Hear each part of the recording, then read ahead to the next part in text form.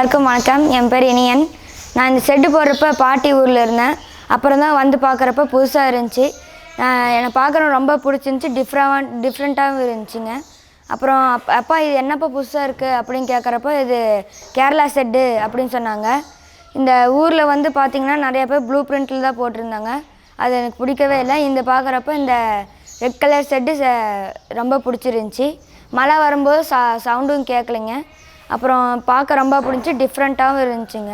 இந்த மாதிரி Kerala type set வேணும்னாலும் இல்லை டிஃப்ரெண்ட்டாக ரூஃபிங் செட்டு வேணும்னாலும் SRS ரூஃபிங் கான்டாக்ட் பண்ணுங்கள். தேங்க்யூ.